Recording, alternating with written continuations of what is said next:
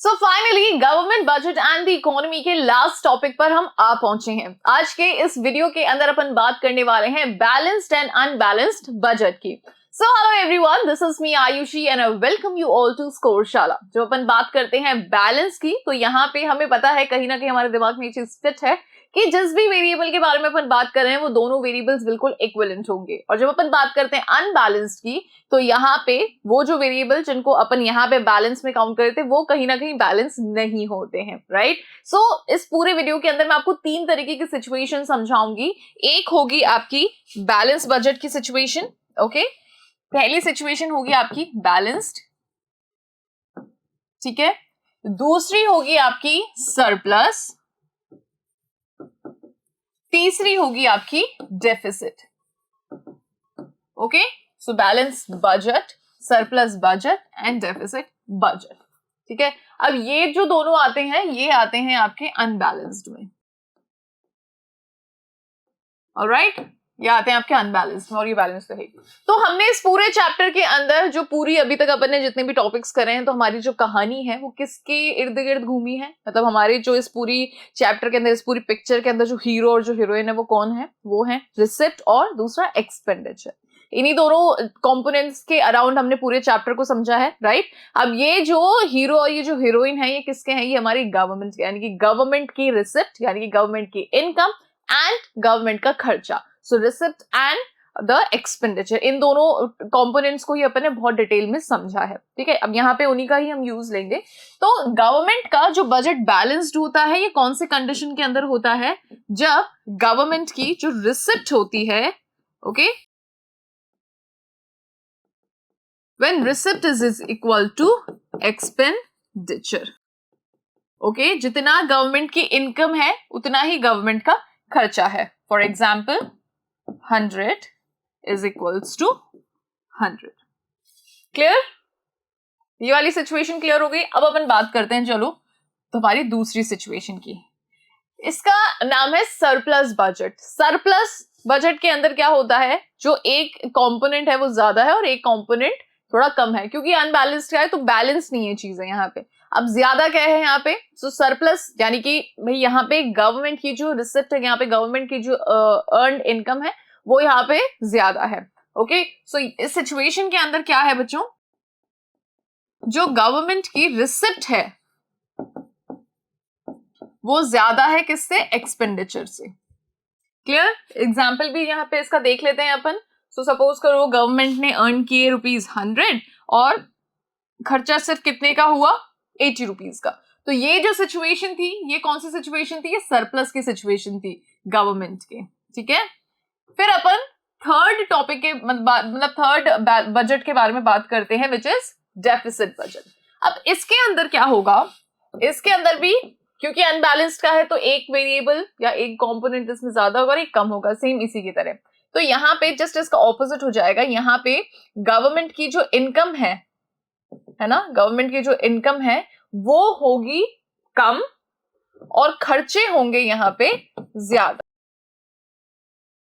यहाँ पे एक्सपेंडिचर क्या होगा बच्चों, यहाँ पे एक्सपेंडिचर होगा ज्यादा। एग्जाम्पल के लिए देख के चलते हैं तो गवर्नमेंट ने इनकम अर्न करी है 80 और उनके खर्चे हो गए हैं 100। सो ये जो तीन तरीके के आपके बजट के जो ये पोर्शन है इसके बारे में अपन स्टडी कर रहे हैं, okay.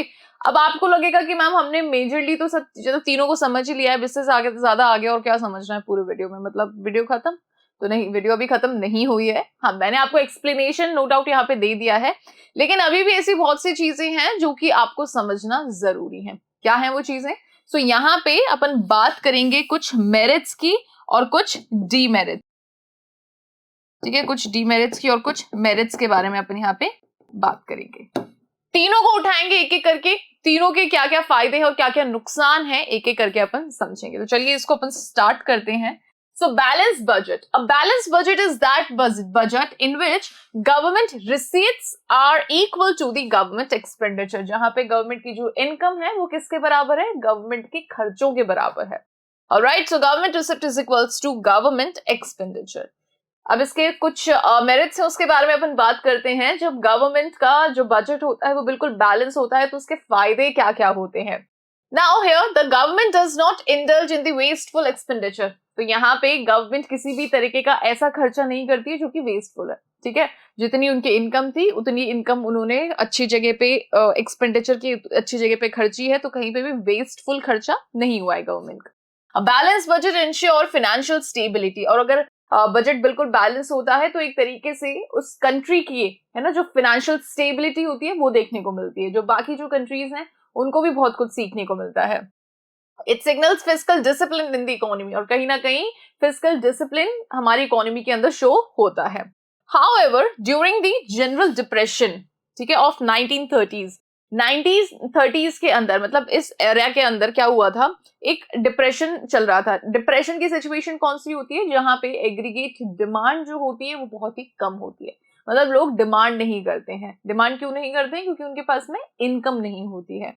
Okay, so during the general depression of 1930s, the policy of balanced budget was severely criticized. So इस टाइम पीरियड के दौरान जो बैलेंस बजट की जो पॉलिसी है उसको बहुत ज्यादा क्रिटिसाइज किया गया था। It was then that the following shortcomings of a balanced budget were highlighted, और उस टाइम पे बैलेंस बजट के वजह से किन किन चीजों की शॉर्टकमिंग, मतलब किन किन चीजों की कमी महसूस हुई थी, वो सारी यहाँ पे हाईलाइट हुई थी। सो शॉर्टकमिंग और डीमेरिट्स ऑफ बैलेंस बजट, तो शॉर्टकमिंग्स कह लीजिए या फिर जो डीमेरिट्स हैं, जो नुकसान हैं बैलेंस बजट के, वो कह लीजिए।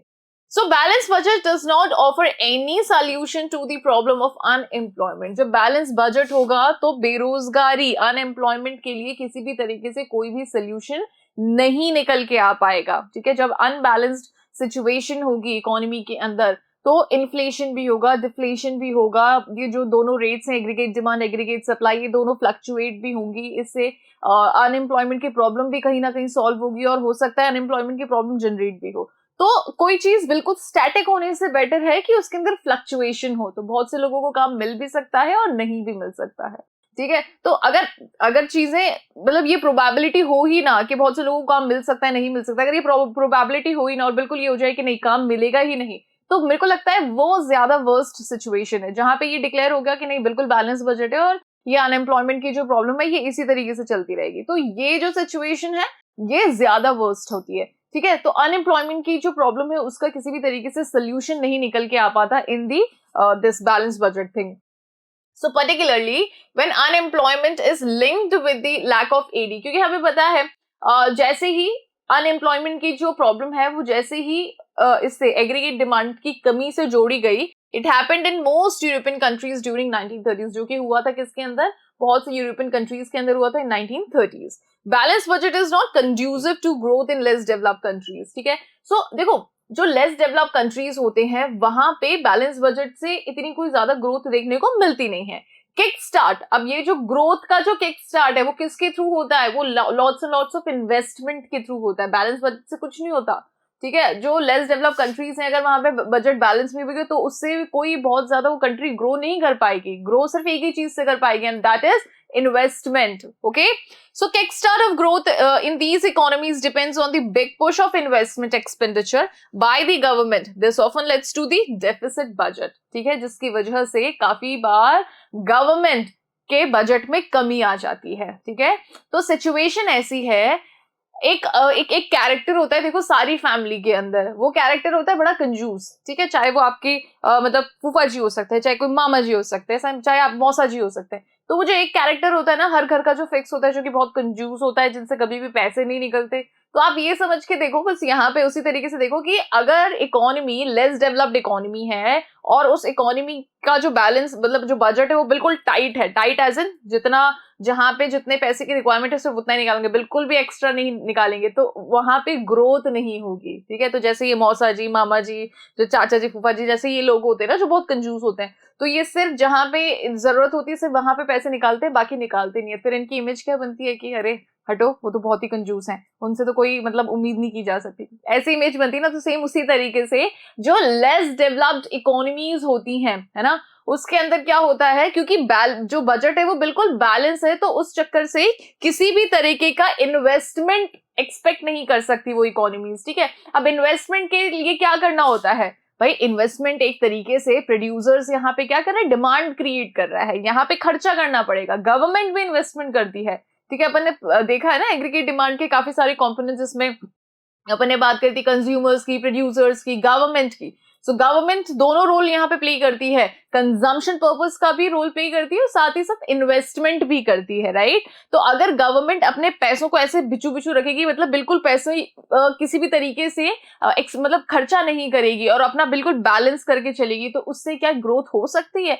बिल्कुल ग्रोथ नहीं हो सकती। जैसे ये जो कंजूस चाचा मौसा जी और ये मामा जी जो होते हैं, जब ये कभी बिल्कुल भी एक्स्ट्रा पैसे नहीं निकालते हैं, तो क्या इनके घर में कोई भी नई चीज आ सकती है? नहीं आ सकती है। अगर उनका दिल खुला हो, है ना, तो वो नई नई टीवी लाएंगे, नई गाड़ी लाएंगे, अच्छा सा घर को डेकोरेट करेंगे। और अगर ऐसा नहीं होता है तो बिल्कुल ऐसी जीवन जीते हैं कि उनके घर में भी जाना पसंद नहीं होता किसी को, क्योंकि सब जानते हैं कि यार उनकी आदत कैसी है, ठीक है। तो मैं उसी कैरेक्टर को लिंक करके चल रही हूँ इसके साथ में, ठीक है, इस तरीके की गवर्नमेंट के साथ में। तो गवर्नमेंट जब भी ज्यादा एक्सपेंडिचर नहीं करती है, इन्वेस्टमेंट नहीं करती है, तो वो इकोनॉमी बिल्कुल भी ग्रो नहीं कर पाएगी। ओके, सो इस तरीके से इस चीज को समझिएगा।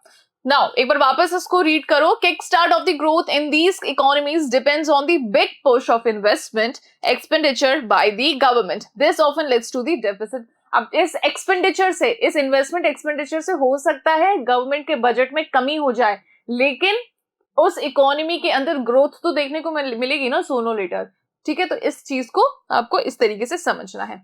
Now we'll talk about unbalanced budget. अब अपन बात कर रहे हैं यहाँ पे अनबैलेंस्ड बजट की। तो यहाँ पे मैंने आपको बताया था दो तरीके की सिचुएशन होती है, सरप्लस और दूसरी होती है deficit. So an unbalanced budget is that budget in which receipts and expenditure of the government are not equal.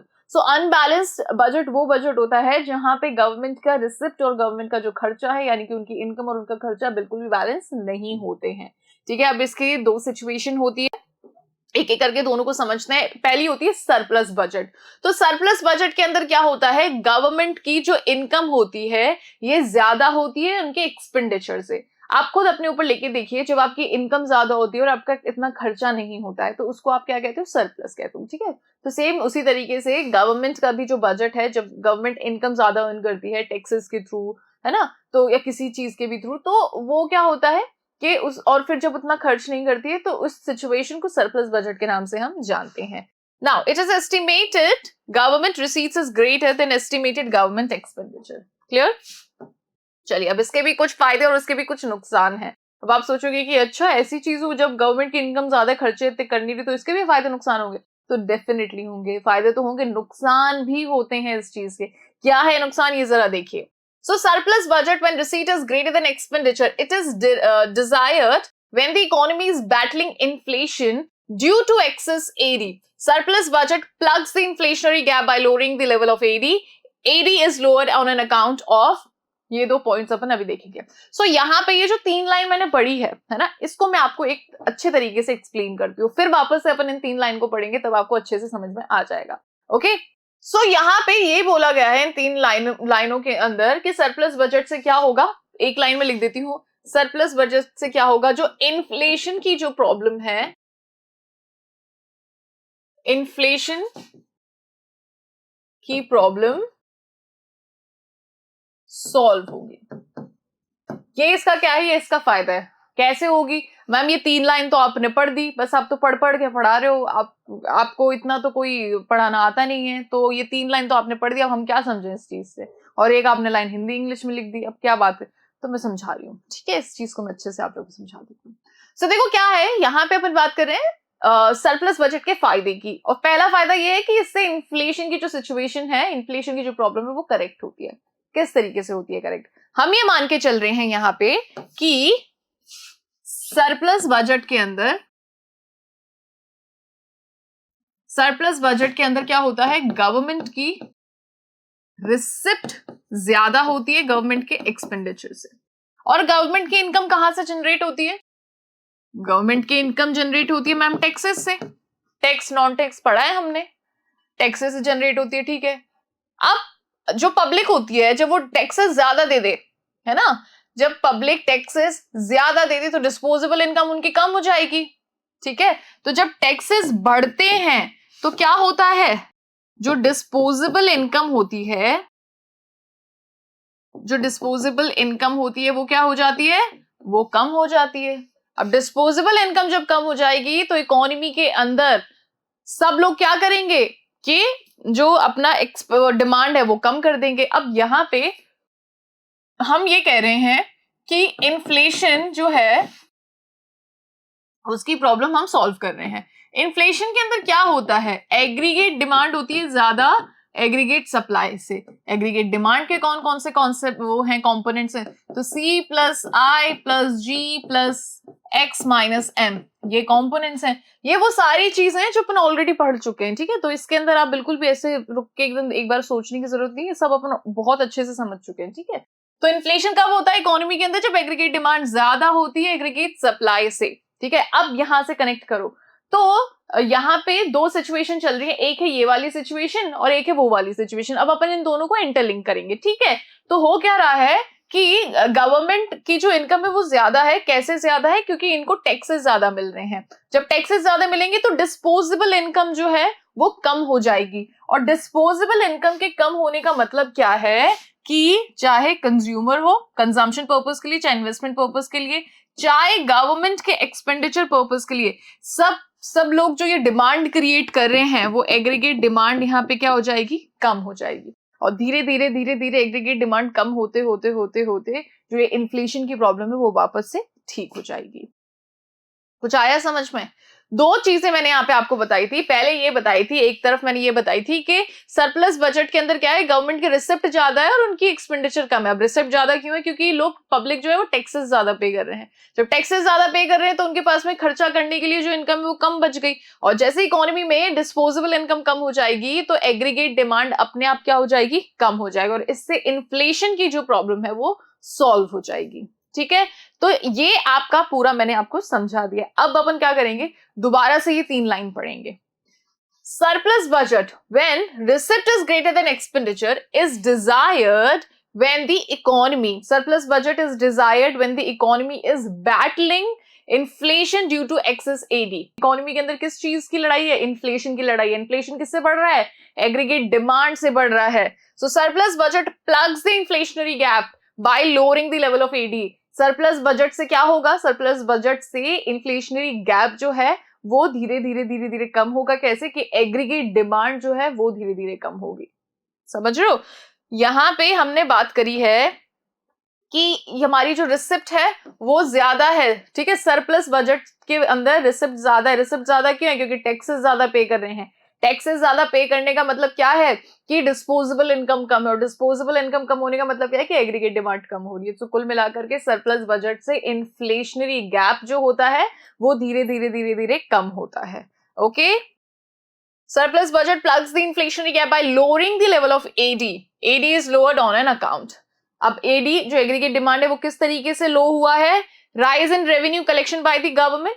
Government ने जो टैक्सेस हैं वो ज्यादा ले लिए, revenue collection is equals to the taxes. यहाँ पे गवर्नमेंट ने टैक्सेस ज्यादा लिए हैं, and fall in the government expenditure. और फिर क्या हुआ है, फिर गवर्नमेंट के पास में इनकम कम बची, तो मतलब लोगों के पास में पूरी एग्रीगेट डिमांड आप कह सकते हो। तो ये भी यहाँ पे स्पेसिफाई कर दिया कि गवर्नमेंट ने फिर खर्चे कम कर दिए, ठीक है, क्योंकि उनके पास में डिस्पोजेबल इनकम कम बची तो उन्होंने क्या कर दिया, यहाँ पे खर्चे कम कर दिए। तो दो चीजें हैं कि पहले तो टैक्सेस यहाँ पे गवर्नमेंट ने बढ़ा दिए, और दूसरा कि गवर्नमेंट ने अपने खर्चे कम कर दिए, ठीक है। तो मुझे लगता है ये चीज आपको अच्छे से समझ में आ गई होगी, ठीक है, और जिसकी वजह से क्या हुआ है कि जो इन्फ्लेशन की प्रॉब्लम है वो सॉल्व हो गई। तो ये इसका फायदा है सरप्लस बजट का, ठीक है मैम। अब अपन बात कर लेते हैं मेरिट की, डीमेरिट की, सॉरी। सो जो डीमेरिट है इसका वो क्या है, as a surplus budget tends to lower the level of AD. तो सरप्लस बजट की वजह से एग्रीगेट डिमांड क्या हो जाता है, कम हो जाता है इकोनॉमी में। It is not desired during the periods of depression. तो इन्फ्लेशन को करेक्ट करने के लिए तो ये ठीक है, मतलब for inflation, for correcting the situation of inflation surplus budget is appropriate. But in the situation of depression, surplus budget is just not we want. Okay? क्योंकि डिप्रेशन के दौरान क्या होता है, एग्रीगेट डिमांड ऑलरेडी कम होती है एग्रीगेट सप्लाई से, ठीक है। डेफिसिट डिमांड की जो सिचुएशन होती है, डिप्रेशन जो होता है, वो यही सिचुएशन होती है। If surplus budget policy is constantly pursued by the government, देखो हमें ये पता है कि दिस सरप्लस बजट से हम एग्रीगेट डिमांड को ऑलरेडी लो करते जा रहे हैं और इन्फ्लेशन को करेक्ट कर रहे हैं। अब ऑलरेडी जब इकोनॉमी में एग्रीगेट डिमांड इतना लो है तो सरप्लस बजट से तो वो और उस पर प्रेशर पड़ेगा, अनएम्प्लॉयमेंट बढ़ेगा, right? So if surplus budget policy is constantly pursued, अगर सरप्लस ये जो बजट पॉलिसी अगर कॉन्स्टेंटली चलती जा रही है गवर्नमेंट के through, AD may reduce to the level that cause unemployment, तो एडी इतना कम हो जाएगा जिसकी वजह से बेरोजगारी बहुत ज्यादा बढ़ जाएगी इकोनॉमी के अंदर। The economy may be driven into the low level equilibrium trap, और इतनी कम हो जाएगी इकोनॉमी के अंदर this thing एग्रीगेट डिमांड के इकोनॉमी के अंदर low level of equilibrium trap की सिचुएशन हो जाएगी। ठीक है, ओके, तो मुझे लग रहा है ये समझ में आ गया होगा आपको। बस इतना है। इसका मेरिट ये है कि एग्रीगेट डिमांड को वो लो कर रहा है, इन्फ्लेशन को खत्म कर रहा है। डिमेरिट ये है कि डिप्रेशन में ये वर्क नहीं कर सकता क्योंकि उसके अंदर तो ऑलरेडी एग्रीगेट डिमांड इतनी कम है और सरप्लस बजट से वो और कम हो जाएगी, और कम होते होते होते होते इतनी कम हो जाएगी कि जिन लोगों के पास में काम था उनके काम छूट जाएंगे, अनएम्प्लॉयमेंट बढ़ जाएगा। ठीक है, तो ये इसका पूरा कॉन्सेप्ट है। अब आते हैं अपन अपने थर्ड तरीके के उस पे अनबैलेंस बजट पे। सो दिस इज डेफिसिट बजट। अब डेफिसिट बजट को मैं आपको समझा चुकी हूं। इसके अंदर क्या होता है कि गवर्नमेंट की जो रिसिप्ट होती है, गवर्नमेंट की जो इनकम होती है वो कैसी है, यहाँ पे इनकम है यहाँ पे कम और उनके खर्चे हैं यहाँ पे ज्यादा, right? So this is a budget in which government expenditure are greater than the government receipt. अब ये वो बजट होता है जहां पे गवर्नमेंट की इनकम कम होती है और उनके खर्चे ज्यादा होते हैं। ओके, सो इस तरीके से हम इसे देखते हैं। Keynes and the other modern economists stressed significance on deficit budget, highlighting its merits. तो अब यहाँ पे कीन्स वगैरह ने डेफिसिट बजट पे बहुत ज्यादा इंपॉर्टेंस दी है। डेफिसिट बजट को क्यों दी है, इसके मेरिट्स के अंदर देखते हैं। अब सिंपल सी चीज है कि जो इसका सरप्लस बजट का जो डिमेरिट था वो इसका मेरिट है। ठीक है, जस्ट ऑपोजिट है। वापस से बोल रही हूँ, सरप्लस बजट का जो डिमेरिट है वो इसका क्या है, डेफिसिट बजट का मेरिट है। ठीक है, यहाँ पे क्या होता है जरा देखो। सो यहाँ पे क्या है कुल मिलाकर के कि गवर्नमेंट के पास में पैसा नहीं है, मतलब पैसा जितना था खर्च हो गया उससे ज्यादा, मतलब इनकम जितनी थी उससे ज्यादा पैसा यहाँ पे खर्च हो गया है गवर्नमेंट का। So Keynes recommends deficit budget as a key instrument to correct the state of depression. अब Keynes का ये कहना है कि डिप्रेशन के सिचुएशन को करेक्ट करने के लिए डेफिसिट डिमांड बिल्कुल करेक्ट है। Okay, according to him depression is that phase of economic activity. उनके अकॉर्डिंग डिप्रेशन वो फेज है हमारी इकोनॉमिक एक्टिविटी का when the level of investment is low, जहां पे जिस फेज के अंदर इन्वेस्टमेंट लेवल बिल्कुल लो होता है। क्यों? क्योंकि डिप्रेशन के दौरान या डेफिसिट डिमांड के दौरान क्या होता है, एग्रीगेट डिमांड ऑलरेडी बहुत ज्यादा लो होता है, इतना लो होता है कि यहाँ पे लेवल ऑफ इन्वेस्टमेंट भी लो होता है। ठीक है, so when the level of investment is low owing to the low level of AD, consequently planned output is much lower than full employment level। और मैंने आपको बता रखा है ये क्या है आपका, this is your y is equals to as। ठीक है, ये क्या है आपका, so ये मैंने आपको बता रखा है, ये है आपका as। ठीक है, ये है आपका AD एग्रीगेट डिमांड। ऑलराइट, अब यहाँ पे ये आ जाता है आपका फुल एम्प्लॉयमेंट पे। डेफिसिट डिमांड की सिचुएशन में क्या होता है, ये होता है कम। डेफिसिट डिमांड की सिचुएशन में क्या होता है, ये होता है कम और ये होता है प्लान्ड। यहां पे क्या है कि सप्लाई, मतलब जितने भी रिसोर्सेज है उन सब रिसोर्सेज को यूज करके हमने सप्लाई दे दी, लेकिन लोग उतनी डिमांड क्रिएट नहीं कर रहे हैं।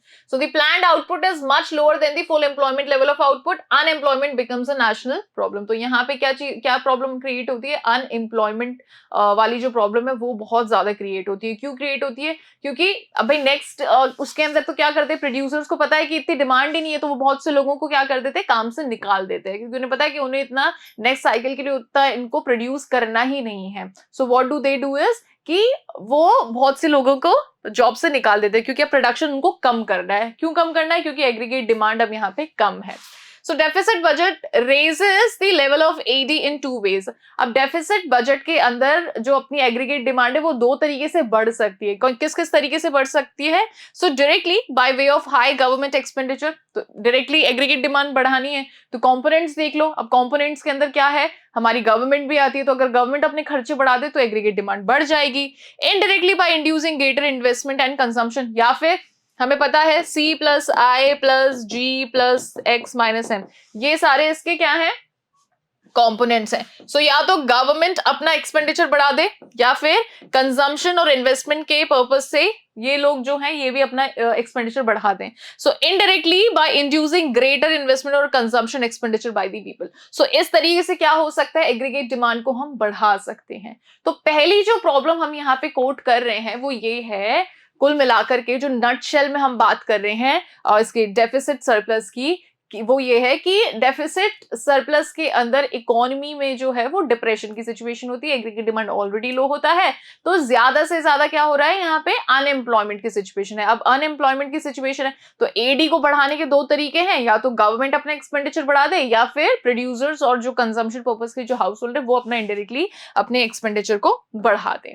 ओके, तो ये इसका क्या है, ये इसका मेरिट था, मतलब हम डिप्रेशन की सिचुएशन को करेक्ट कर सकते हैं यहाँ पे। ठीक है, चलिए अब इसका जो डीमेरिट्स हैं वो क्या हो सकते हैं। So deficit budget is not desire during the periods of inflation. तो अब इन्फ्लेशन के अंदर डेफिसिट बजट की कोई जरूरत नहीं होती है, क्योंकि इन्फ्लेशन के अंदर क्या होता है, इन्फ्लेशन के अंदर एग्रीगेट डिमांड जो है वो ज्यादा होता है एग्रीगेट सप्लाई से। ठीक है, जो डिमांड ज्यादा है सप्लाई से, तो यहाँ पे डेफिसिट बजट की सिचुएशन तो और ज्यादा काम खराब कर देगी, है ना। Deficit budget in such situation when AS can not increase. तो डेफिसिट बजट उस सिचुएशन में जब एएस नहीं बढ़ सकता है, would further increase the gulf between AD and AS. तो वो क्या करेगा, यहाँ पे एग्रीगेट डिमांड और एग्रीगेट सप्लाई के बीच का जो गैप है उसको काफी गुना बढ़ाएगा। Consequently inflationary gap would rise and wage price spiral. तो कॉन्सिक्वेंटली क्या होगा कि जो यहाँ पे वेजेस और प्राइसेस जो हैं इनके बीच में कॉन्फ्लिक्ट क्रिएट होगा, वेज प्राइस स्पाइरल की सिचुएशन होगी। कैसे होगी, सो यहाँ पे हमें पता है कि जो सप्लाई है वो ऑलरेडी हो गई है, ठीक है, सब रिसोर्सेज को यूज करके फुल एम्प्लॉयमेंट लेवल पे सप्लाई है, लेकिन फिर भी उससे ज्यादा डिमांड है। अब जो एग्जिस्टिंग रिसोर्सेज हैं इस डिमांड को फुलफिल करने के लिए जो एग्जिस्टिंग रिसोर्सेज है उन पर बहुत ज्यादा अभी बर्डन पड़ेगा। समझना इस बात को, उन रिसोर्सेज पे बहुत ज्यादा बर्डन पड़ेगा। पहले एक व्यक्ति जो एक लेबर है वो पहले एक दिन में 5 यूनिट्स प्रोड्यूस करता था, अब क्योंकि डिमांड बहुत ज्यादा है, ठीक है, तो अब इस कंडीशन के अंदर क्या होगा, इस कंडीशन में इन्फ्लेशन की सिचुएशन के बारे में बात करें, सो इन्फ्लेशन में क्या है कि डिमांड बहुत ज्यादा है, तो इस कंडीशन में क्या होगा कि उस लेबर पे जो प्रेशर है वो ज्यादा बढ़ देगा कि भाई तुम्हें अब 5 नहीं, तुम्हें दिन के 10 यूनिट तुम्हें प्रोड्यूस करने। तो फिर वो क्या करेगा, फिर जो वो लेबर है वो क्या करेगा कि सब मैं प्रोड्यूस तो कर दूंगा एक दिन के 10 यूनिट, लेकिन मेरी पगार आप बढ़ा दो। तो इससे होगा क्या, कुल मिलाकर के जो कॉस्ट ऑफ प्रोडक्शन है वो इंक्रीज होगा, और जैसे ही इकोनॉमी के अंदर कॉस्ट ऑफ प्रोडक्शन इंक्रीज होगा प्राइसेस भी बढ़ेंगी। ठीक है ना, तो ये कुछ ऐसी चीजें हैं। So deficit budget is not desire in the periods of inflation, it is a period when AD exceeds the AS at the full employment. Deficit budget in situation when AS can not be increase. अब ये वो situation जहां पे aggregate supply नहीं बढ़ा सकते हो, और अगर हम बढ़ाते हैं तो इन दोनों के बीच में काफी ज्यादा गैप आ जाएगा। ठीक है, तो अब वेजेस बढ़ने से प्राइसेस बढ़ रही हैं और प्राइसेस के बढ़ने से वेजेस बढ़ रहे हैं, क्योंकि प्राइसेस अगर बढ़ रही हैं तो और प्रोड्यूस भी तो करना है, तो उससे जो लोग हैं, जो लेबर है, वो अब वेजेस भी ज्यादा मांग रही है। तो इस तरीके की जो सिचुएशन है वो क्रिएट होती है। ओके,